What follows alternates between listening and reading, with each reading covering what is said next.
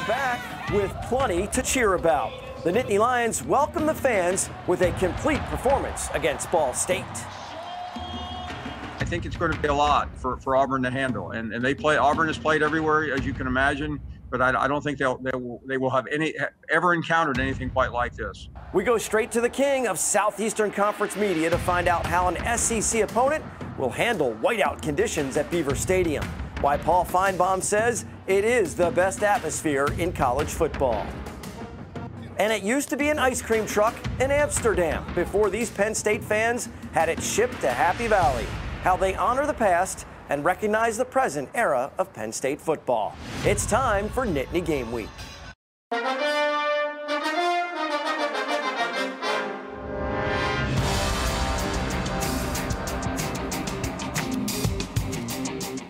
Hello, everyone, and welcome to Nittany Game Week. I'm Todd Sadowski alongside Jay Paterno and Tom Bradley. Thanks for joining us. What a homecoming for the fans against Ball State. The Nittany Lions scored early to build a lead and then dominated in all phases of the game against the defending MAC champs that had 20 starters returning, guys. I thought it was an impressive performance. I thought they handled some of the things that we thought Ball State would be able to do against them and did a great job, and the fans obviously enjoyed it.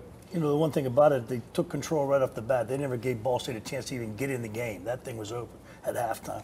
Yeah, a defensive coordinator loves that, don't they, when the offense takes over early on. The Lions scored on their first possession. We'll try to get off to a quick start in our opening drive. It is now a new decade since 2019. That was the last time the fans poured into Beaver Stadium to cheer on their Nittany Lions. The 3:30 start time probably just right to give them a taste of tailgating and all of the pregame ceremony. The students waited out during the week in Nittanyville to get those coveted front row seats and bring the outside voices. The Blue Band somehow sounds even better than before. Plenty of love for the recruits. Always important to show off the Penn State experience to the next generation of players. And how about the line flexing and ready for a full day of football and a little extra light show in the tunnel as the blue and white sprint onto the field. All of it a welcome sight and appreciated by the players. It was crazy today, honestly. Just coming back from last year, you know, it's probably easier for us players to take that for granted. You know, you see it so much, but when it gets taken away from you, you really get to see how much it really means to the players and how the emotions, just the fans bring, just the vibe and the atmosphere. So it was just crazy to come back out here and warm up, seeing the students yelling and just our parents and just everybody out here. It's just a blessing to be back out here on the field. Noah Kane speaks for the entire group. Awesome to see and especially hear the fans. Oh, it's great, especially when you're on, when you're on defense and, the other team's trying to do something. Communication is so important. When you can disrupt that in communication, it makes a real problem for them. We were just laughing because it's the whiteout this week. We were talking about Michigan. The one time came out, first play of the series, first play of the game, they got the ball. They had to call a timeout because they couldn't even get the playoff. That's the effect this crowd will have on you. That's a huge, huge advantage. And Coach Franklin made it clear after their opening win at Wisconsin, 2 stats lead to victories. Win the turnover battle, have more explosive plays than your opponent. Offense, much more controlled and methodical as Ball State played it soft. Once again, the defense creates some key turnovers. Second half action. At this point, Ball State needs to go to the air. A lot of players rotating in. You have to make sure you know your assignments. Blanket coverage from Daquan Hardy on the inside of the receiver. Maintains his position and catches the ball. Imperative for an interception, right? You got to hold on to the thing. Then, phenomenal play from a defensive guy. Passes underthrown. Jesse Luqueta one-hands it, gathers it in, and is gone for the pick 6. Linebacker / defensive end / game breaker. Big plays from the defense, Tom. Absolutely, and those things really help you. That play right there put the whole thing away. That was the end of the day right there. Yeah, and he's impressive. I mean, he's being asked to do so many different things. Yeah, he's playing a lot of different positions and moving around. It's hard to tell for the offense, what is he? Is he a linebacker? Is he a defensive end? Where are they playing him? Where is he lining up? Because he's very key. His versatility is key to this defense. You got to love having those guys that'll do it. And Jay, let's talk about the running backs. We've seen what Noah Kane can do. Looks healthy from last year's injury. Appears strong in his return. Tough to bring down, especially when he catches a pass. He's just throwing guys off of him. You like the progression, though, of the sophomore, Kevon Lee. Yeah, I think, he did a great job last year when they needed him to, and I think he's really been the more productive in terms of the running game than Kane has been. Kane has had that 134-yard run, but he's been bottled up otherwise. But when you look at what Lee does, he's got 11-yard, 11-yard, 8-yard, 7-yard. So, I think he's got to have a bigger role as we go ahead. And after the game, Kevon talked about his running style evolving. still trying to find myself and my running style. Like sometimes I can be a power back or sometimes I can be a speed or make a move. So it's just all in my game. Like I'm still trying to find who I am truly. I know a little bit, but I be down myself. So I'm still trying to find out. Jay, I love that answer. You don't hear a lack of confidence. You hear a young player understanding his potential to do even more. Well, you want them a little bit hungry. You want to make sure that they understand, I haven't arrived yet. He's made a lot of great plays, but I haven't arrived. Because the minute they think they've arrived, everybody catches up to you.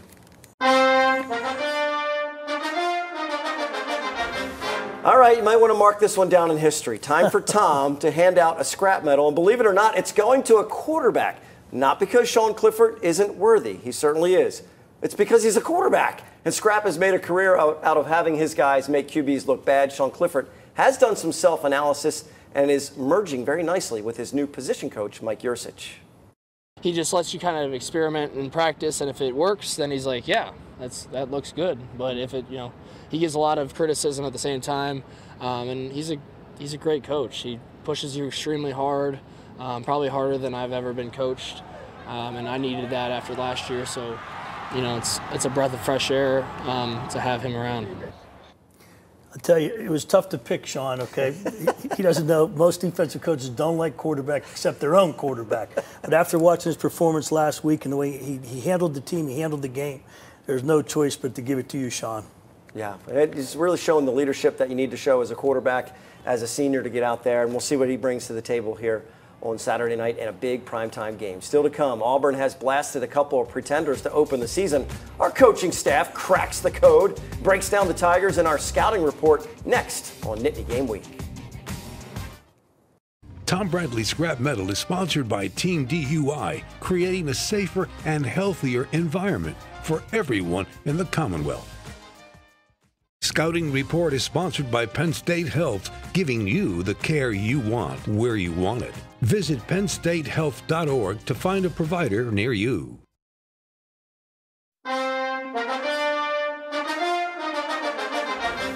We are back on Nittany Game Week. It does not happen often. An SEC team travels to Big Ten country. Enjoy it while we can. Auburn plays in Beaver Stadium for the very first time. Coach Bradley, Coach Paterno, tell us what we can expect from the visiting Tigers in your scouting reports. Thanks, Todd. Let's take a look into what we're doing, what Auburn did in their first 2 weeks. And again, lesser opponents, so it's hard to gauge if this is what they're going to really do against Penn State, if they've hidden some things. But let's start with their offense, Tom. And we talked about Tank Bigsby as a running back. He's a great running back. And let's take a look at some of their cutback run game. When we take a look at this first clip, Tom, talk a little about what you see there. It's just a zone read play, but he's got the split zone look. This is all on the back. The back's got to have great vision, put your foot in the ground, find a hole, and get upfield. And what you like here is the way he finishes this run. I mean, there's, 7 guys trying to bring him down. And you can see right away he's going to punish people. He's a 6 foot, 208-pound back. He's square. He's staying square. He's not looking for the home run. He knows it's not a home run. No question about it. Now, let's take a look at it from the end zone shot. You get a real sense of, you'll see how the double team moves those people up front. See that nose guard gets blasted over there. They cut back, and now he's north and south again. Just like you talked about, Tom, his shoulders are really, really square. And the key block here is watch him come off on the backside linebacker. He can't get over the top. There's no fit there. Yeah, they're gonna, and even Penn State had some trouble with the run game against Wisconsin early on. Now, the other element is they like to fake the running back, and then they're gonna do this with the quarterback on the backside run game. So they give you a little bit of everything. And again, they bring that backside tight end to lead the quarterback. Talk about the problems that presents to that defense. Well, the one thing, the linebackers in this pace, they have a thing. They better keep those eyes clean. You don't want dirty eyes on stuff like this. They've got to know who's moving, when they're moving, and why they're moving, and get all your fits right as it comes back. Because if you don't, there's going to be an open gap. Yeah, and that gives Auburn a little bit different thing in their offense than Wisconsin had. Now, all those two things that you start out with, you defend the nose, and now here comes the play action pass. Take a look at that. So now, big hard run fake, 2 tight ends, and talk about, Tom, the problems that presents. Well, right here, one of the things that happens, they've set this play up, obviously, and as you get the big hard run fake with the offensive lineman selling it too, and everybody gets a little bit antsy and starts inching up, and they just go right up over the top. Now, beyond that, you're also going to get into here's a look at it from the end zone. Take a look at that shot there. You see that free safety come up, and with that fake, he's up there. The corner's outside, so he's got no help, and there you go. You got him behind him. Now, with the play action, the quarterback run game, and their base tailback run game. Now you've got the vertical pass game. So they give you 4 phases. Here's the vertical. Tom, talk about what that does to safeties. Well, here you got the guy coming down. The free safety moves to center field. Here comes the verticals. He can't get back to play the black side vertical. The corner's a little bit late getting the overlap. Not his chance. No, and it's a great, again, it gives you a sense of the 4 phases that Auburn's going to give you in their offensive attack, where they're giving you the run game, the quarterback run game, the play action, as well as the vertical pass game. Now, talking about their defense, safety play when you watch the game on Saturday is going to be something to look at. So let's take a look at this one. They start with 2 safeties. They're going to bring fast run support. They're going to blitz off the edge and bring that safety down. So take a look at how aggressive the safeties are. Seems like we see this every week. But again, here comes the motion. They adjust to the motion. Now that safety's down, and here he is making a tackle. Smoke Monday. You love his name, Tom. I love Smoke Monday. That's a great name for a defensive back. Smoke. Yes, Smoke Monday coming down making the tackle. So watch for 21 on Saturday. Very, very aggressive in the pass game. Now, when they want to get out of that 2 safety look and they want to get into some blitz situations, they are predominantly a 5-man blitz front with man coverage behind with a free safety. And they do it to linebackers. So take a look at this one. And what they do is they create one-on-one up front.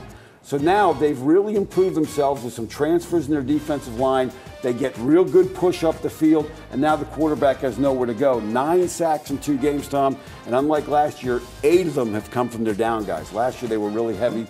Big fire zone blitz team. Big fire zone. They like the fire zone. Now, when you talk about you get into 3rd down, they get into their dime blitz packages as well. So take a look at some of the things they do with their dime package. A lot of DBs on the field, linebackers coming up the field. And again, see how much movement they get by pushing that thing back, and that quarterback has really nowhere to go with that ball.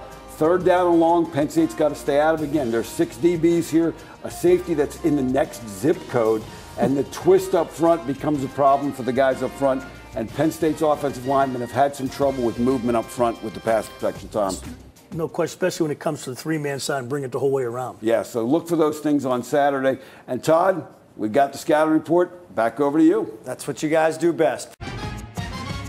Final minutes of the show. Whiteout game brings out some phenomenal tailgates. Some vehicles turn more heads than others. This is the first former ice cream truck from Amsterdam that I can remember. It's an attraction, one-of-a-kind original. This group from State College gutted the whole thing, put in a TV, fireplace, and then rolled it out for everyone to appreciate. Just enamored with how we respect Joe Pa. I mean, that is all about the respect for him. My grandmother passed away while I was wrapping this. It needs a name. So let's name it Grammy.